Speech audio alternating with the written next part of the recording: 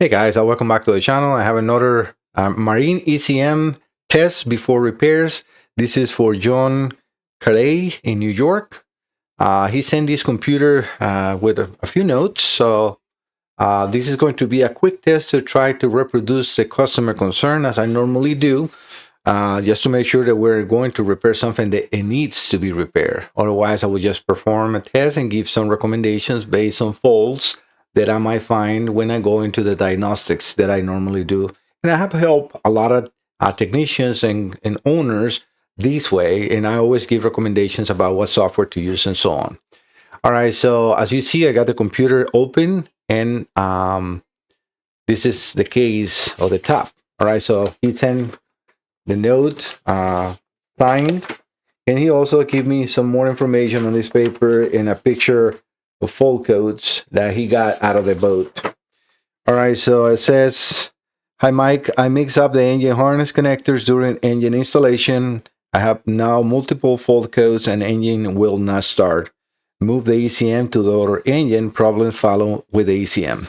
All right, so this is a 2006 Mercruiser 350 MAG with a Bravo drive and freshwater cooling, which is also in the computer. I think I got the, it's a clip.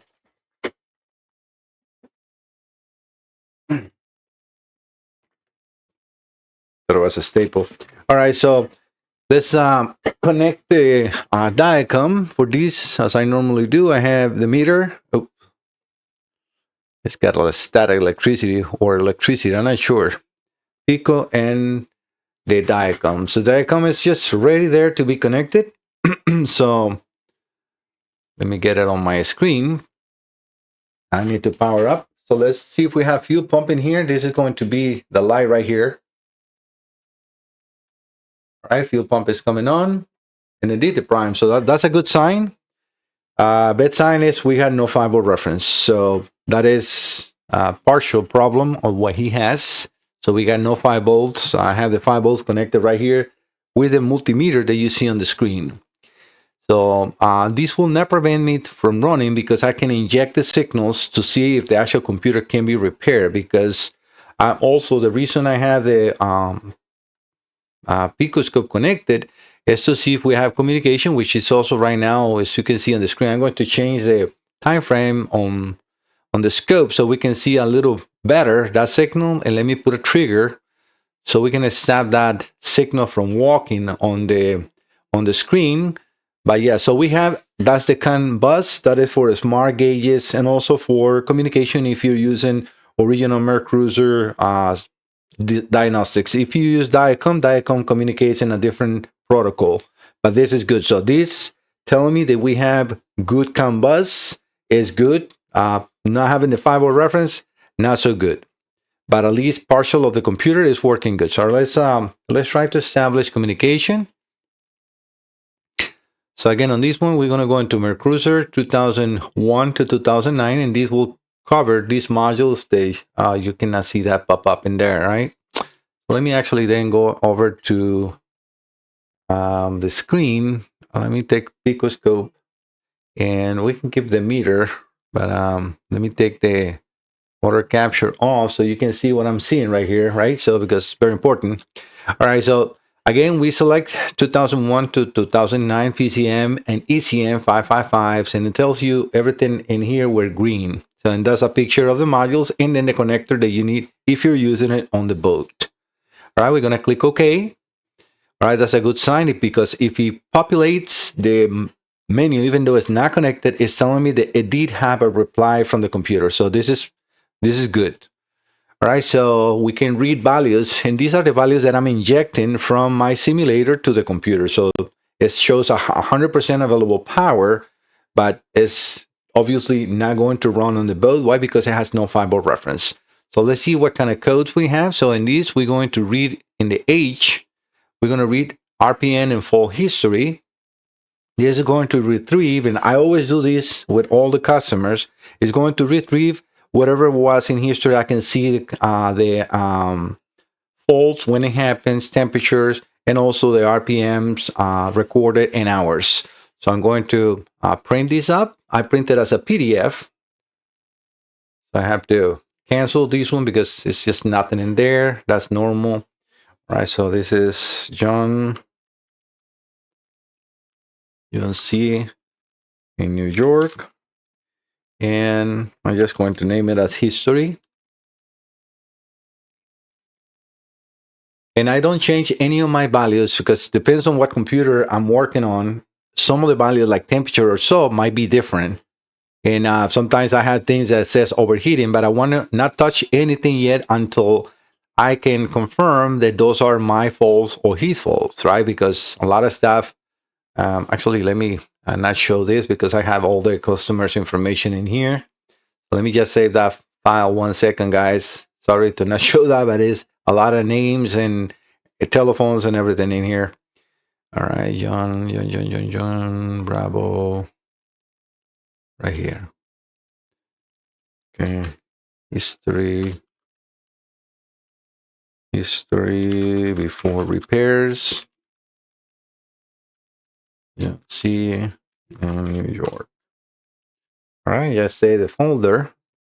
So let's go back to the screen and let's take a look and see what we have. So what I need to know is my temperatures. Those are what I'm going to use pretty much to know which faults are mine or not. So we got 158, and I'm going to get those here. So I'm going to put them on this side because otherwise they will get on the way because they always stay no matter what window you are in DICOM. So I'm going to just use those two. We're going to go into full codes. You see what I mean? So, well, actually you cannot see it because they're behind me. So I'm going to move this so you can see. All right, so starting for the first one, 158.2 and 77, that looks like it's mine because you can see how it's changing a little bit of the temperature. Definitely this next one is not, and we can definitely see immediately a problem. All right, coolant temperature minus 47 degrees, manifold temperature 32. Battery voltage definitely on the low side, and it's after a stall, so I'm not sure if he was cranking or not. The rest of the values, I don't see much of a problem. It is in gear. TPS percentage in 100. That's probably because it's not at signal or it, like no fiber reference, so it doesn't know. Looks like this calibration has 680.5 hours. All right, let's go down. This looks like it should be mine in here. You see, because look at the temperatures, right? So I can disregard that one. So seat temperature, definitely no good. Map circuit high, that's definitely not mine. You can see right here, minus in the map. Oh, MAT, that's the air temperature. A manifold air temperature, so MAT, right? So that's because it's 32 degrees. It's seeing that we have minus 47 on the block on the coolant temperature. That's definitely no good. So this is all telling me the same thing about the fiber reference. Battery voltage again on the low side, not so much, but it's low. You want to make sure that you keep that battery in good health, because that can corrupt calibrations on the boat. All right, so this one, trim circuit low. It looks like at this time it was reading. We can see the temperature and the manifold and the coolant are not in minus. So these happen really, really close. And probably, as he said, it was just right before he sent it. These ones are also his, manifold in 32, coolant temperature in 28. That doesn't seem correct, right? Especially with the same amount of hours. TPS, so all this definitely reaching or tell me that we have problems on fiber reference. Guardian strategy, 19 and 38 seconds. And we have the amount of hours, 680.5, as we said, and we can see that this looks around correct. I can always add it up and make sure that the calculation is correct, because that will tell me that the logic on the computer is good, but I don't see nothing that makes me believe so. There is not. Sometimes when the calibration gets corrupted, you see like, 1 million seconds of folds or, 17,000 hours, which is definitely not happening, right? All right, so let's run this computer to see if we can run it. I'm going to change the RPMs, which on my simulator I got to spin it and spin it like I was in 14. I'm still on 28, it takes a while, I don't know why, to start reading, and then all of a sudden it just reads properly. Like right now it's in 60, 70, and I can now go slowly and then have it running or correctly. All right, so right now we're 900 RPM, so I'm going to go down like around 650. So here my dog didn't want it to stop. I have to actually go and calm it down. But yeah, so the computer runs, which is good. So what I'm going to recommend to John in this case is to repair actually the 5-volt reference circuit and do a complete refresh, because these are 2005, 2000. Actually, I think the module, I can see the IAC working, which is good. I'm going to turn them off and run it one more time. So we're going to lose sync. That's because I turned them off. Fuel pump it is coming on. And we're going to run it one more time, and it runs. So yeah, this is a good sign. This is a good computer. So I don't think that we have any problems on logic or in the microprocessor or so. So this is a good fit to repair. I'm going to contact him, make sure that he approves the repairs before I proceed, and we go from there. But yeah, everything is looking good. Let me get the meter out of there. But yeah, so yep, everything is looking good as far as repairable computer, 20-year-old components. I'm going to recommend to do a refresh and then repair what is damaged, but that is definitely no problem at all. All right, guys. So again, just a short video showing what I do in any of your computers.